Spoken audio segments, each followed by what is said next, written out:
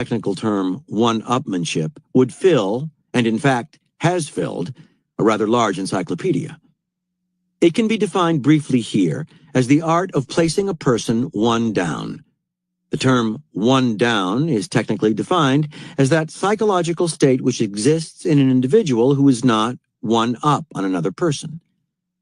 To phrase these terms in popular language, at the risk of losing scientific rigor, it can be said that in any human relationship, and indeed among other mammals, one person is constantly maneuvering to imply that he is in a superior position to the other person in the relationship. This superior position does not necessarily mean superior in social status or economic position. Many servants are masters at putting their employers one down. Nor does it imply intellectual superiority, as any intellectual knows who has been put one down by a muscular garbage collector in a bout of Indian wrestling. Superior position is a relative term which is continually being defined and redefined by the ongoing relationship. Maneuvers to achieve superior position may be crude, or they may be infinitely subtle. For example, one is not usually in a superior position if he must ask another person for something, yet he can ask for it in such a way that he is implying, "This is, of course, what I deserve." From The Complete Upmanship by Stephen Potter. How to be one up. How to make the other man feel that something has gone wrong, however slightly. The life man is never caddish himself, but how simply and certainly often he can make the other man feel a cad, and over prolonged periods. The Art of Political Warfare by John Pitney, Jr. There are other ways to fray nerves. During the Gulf War, President Bush kept pronouncing the name of the Iraqi leader as Saddam, which loosely means shoeshine boy. On Capitol Hill, the ritual mispronunciation of a member's name is a time-tested way to rattle opponents or haze newcomers. Lyndon Johnson was a master of the practice. When Johnson was Senate Majority Leader, writes J. MacIver Weatherford, he applied it with junior members who voted the wrong way. While slapping the young chap on the back and telling him he understood, Johnson would break his name into shreds as a metaphorical statement of what would happen if the disloyalty persisted.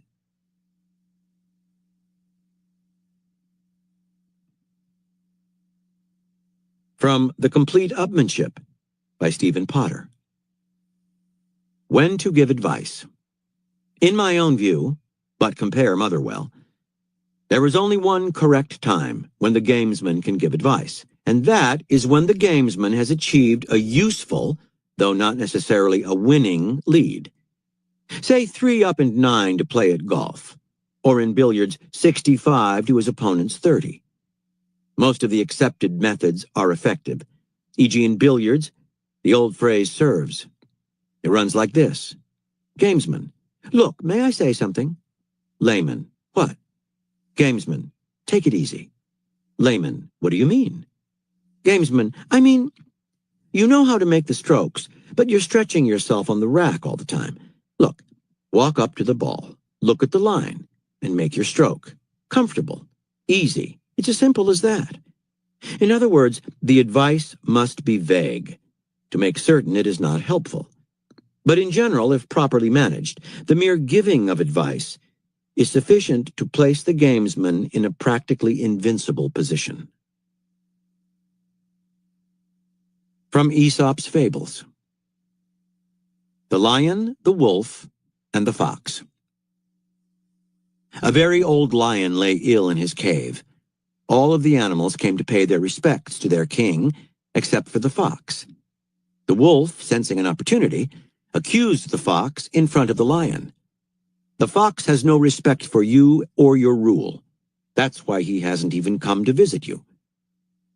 Just as the wolf was saying this, the fox arrived, and he overheard these words.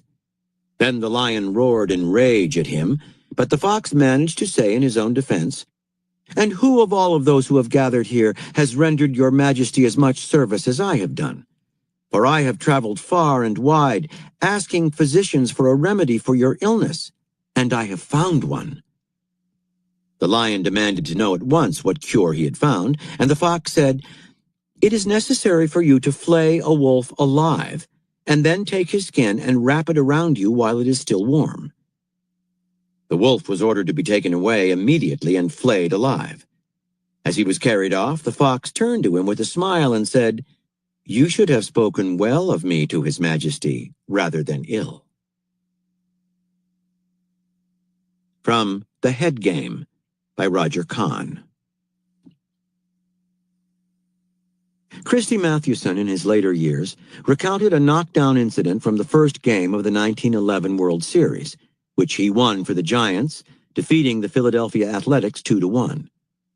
Charles Albert Chief Bender started for the Athletics, and Bender was throwing harder that day than Mathewson had ever seen him throw. Twice, Bender drilled Fred Snodgrass, the Giants' young center fielder. When Snodgrass came to bat for the third time, in a pinch, Bender smiled at him. "Look out, Freddie," he said. "You don't get hit this time." Then he threw a fastball at Snodgrass's head. Snodgrass ducked. Ball 1. "If you can't throw better than that," Snodgrass shouted, "I won't need to get a hit." Bender continued to smile. He had perfect teeth, Mathewson remembered. Then he threw a fastball strike that overpowered Snodgrass. "You missed that a mile," Bender said, grinning again. Snodgrass set his jaw in anger and began overswinging. "Grinning chronically," in Mathewson's phrase. Bender struck out Snodgrass with a curve that broke down into the dirt. Snodgrass was not afraid of Chief Bender's pitches. He was a solid hitter who finished with a lifetime average of .275.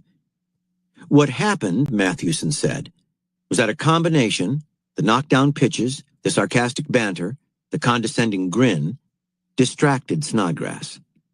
Then, having struck out his man, Bender pushed the needle deeper and twisted it. "You ain't a batter, Freddie. You're a backstop. You could never get anywhere without being hit." Although beaten that day, Chief Bender won 2 other games. The Athletics won the World Series 4-2. Across 6 games, the rattled Fred Snodgrass, a .294 hitter all season, batted .105. But as Mathewson interpreted the episode, he was a victim of gamesmanship, obviously and distinctly quite different from being terrorized. "Chief took Fred's mind right out of the game," Mathewson said. By Friedrich Nietzsche. Silence. The way of replying to a polemical attack, the most unpleasant for both parties, is to get annoyed and stay silent. For the attacker usually interprets the silence as a sign of contempt. From The Complete Upmanship by Stephen Potter.